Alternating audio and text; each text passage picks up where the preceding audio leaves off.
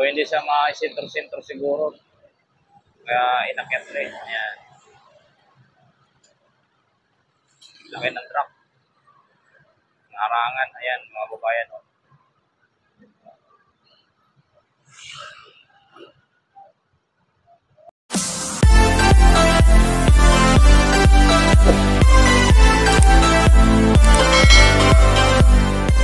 So, magandang gabi po sa ating lahat, mga kababayan, no?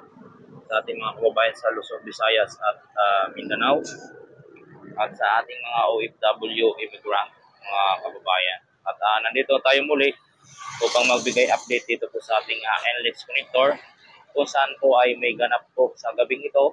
So, di ko lang alam kung maglalagay ito mga kababayan ng maglalagay ito ng steel box girder. Ito po yung kaganapan niya yun, mga kababayan. Kasi doon mga kababayan, yung steel box girder doon sa kabila, andun pa siya eh. Hindi pa siya nabubuhat hanggang, hindi pa siya nabubuhat papunta dito. So, ito mga kababayan, no, ang kaganapan nito, andito yung sa NLEX connector. Kaya nandito po yung mga kababayan, mga truck at mga tower crane at ang mga enforcer. So, andito po yung natin, kalsada ginawang two-way, yung ating kabilang kanan.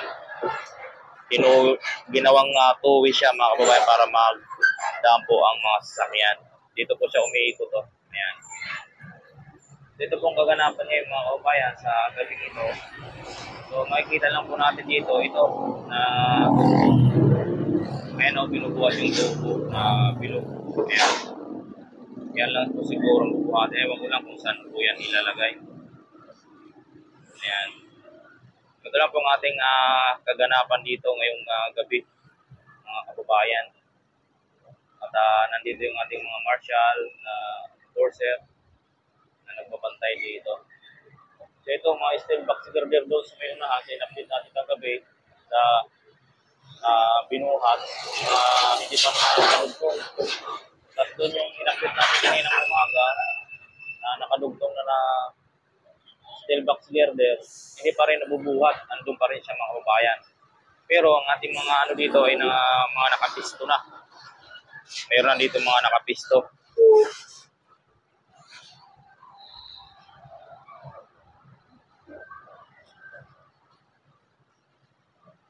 Ayan o, may binubuhat na bakal na bilog, na malalaki. Ayan.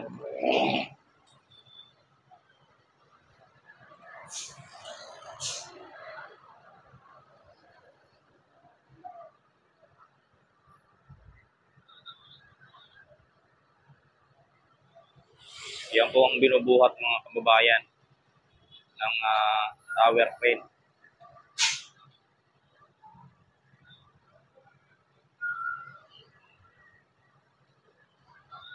So ito body naging two-way na to mga kababayan, two-way.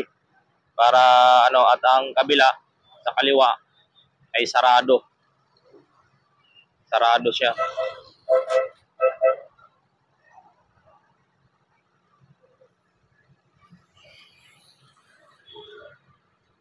So di natin alam mga kababayan kung may salpak tong pang-apat na steel box girder. Kasi lahat ng mga dito nakapurma yung dito. Yan lang po may binubuhat dito ito.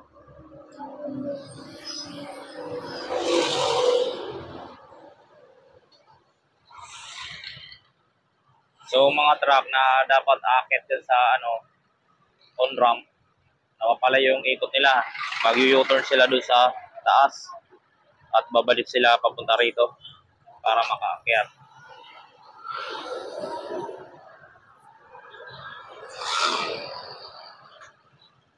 Yan po yung mga kababayan, NLEX connector for port area.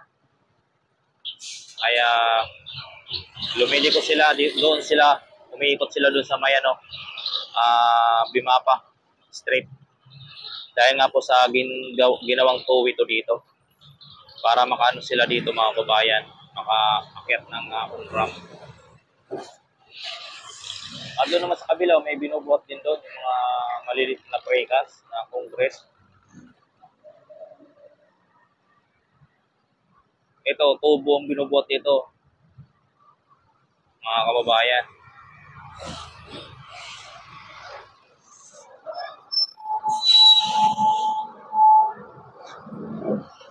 Laki ng truck, oh. K-lane.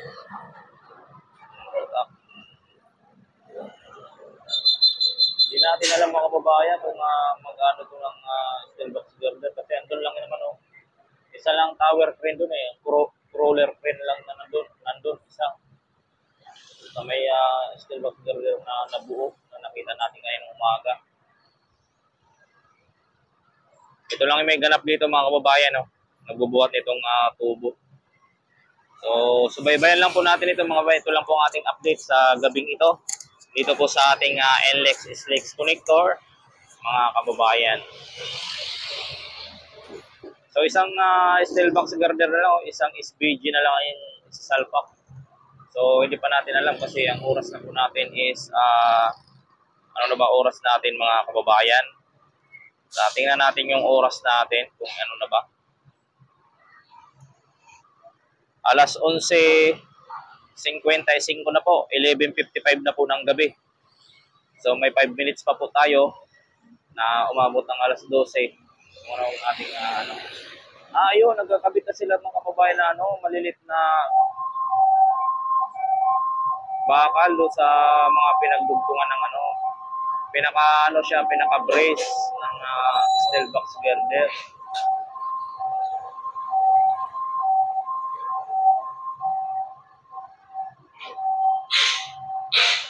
Siya mga kababayan, brace ng steel box girder. Para mas tumibay. Yung hindi ba siya bumaluktot. Ayan, hindi siya lumundo. Ayan, ganun. Pero siyang sa panggitna nilalagay. Ayun, oh.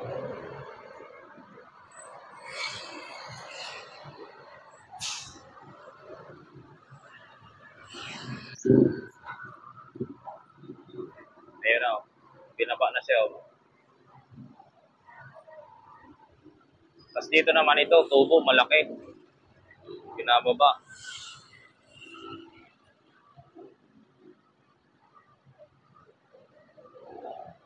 Yan lang po ang ating nakitang ganap dito. Makikitang ganap ngayong gabi. So, ewan ko lang mamayang madaling araw, kung ano bang ganap na dito. So, hindi naman tayo pwede umabot ng alauna dito mga kababayan. Dahil may pasok tayo.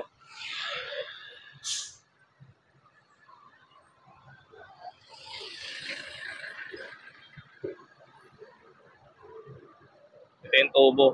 Binababa na, oh. Ayan. Binababa na sa may gilid. Ayan, kita naman natin mga kababayan. Binababa na. Tapos yung isa andun, yun ang pinakaano sa steel box girder. Pinakaano sa gitna para mas tumibay. Hindi siya maisintro pa pag-abuto.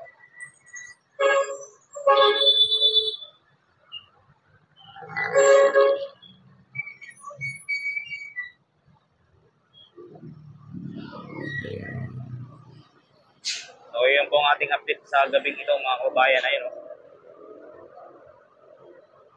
Ayan, pababa na siya, oh. Ayan mga kababayan, binababa na.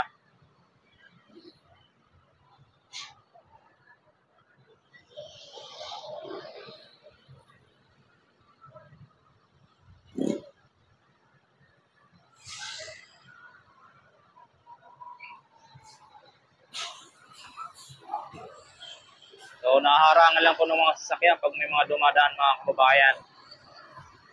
Ayan na, oh. Umakyat ulit siya, oh.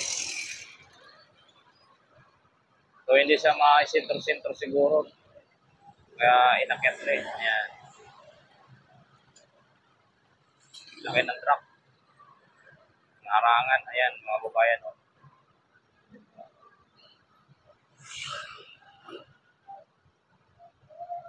Mabigat yan. Kahit ganyan lang yan kalaki, mga kababayan.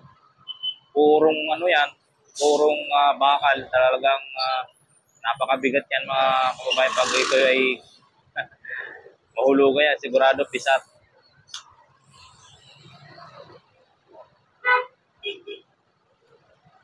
So yan lang po ang ating update mga kababayan. Ano, ayan. Tabayan na lang natin kung hanggang sa mailapag. So ito, laki ng truck. Nako, wala na nakita. Itong kabila, itong nasa harap natin na pinaka-capping beam, kung ano ay parang ano siya, per head din siya. So kailan kaya ito kakabitan mga kababayan, ano? Yan din po ang ating i-update at abangan sa dito sa may Ramon Magsaysay Boulevard kung kailan yan kakabitan. So yan po mga kababayan, no? Hindi pa rin siya na ilalapag at hindi na natin yan antayin siguro na kung kailan yan ilalapag dahil alas 12 na. So maraming salamat po sa inyong lahat at ito lang po ang ating update mga kababayan sa oras na ito dito po sa ating NLEX SLEX connector mga kababayan.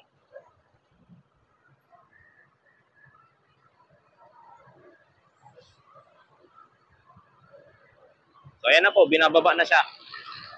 So maraming salamat and God bless po sa ating lahat. And advance Merry Christmas po and Happy New Year po sa inyong lahat mga kababayan. So ito lang po ang ating update mga kababayan dito sa NLEX SLEX connector Ramon Magsaysay Boulevard sa gabing ito.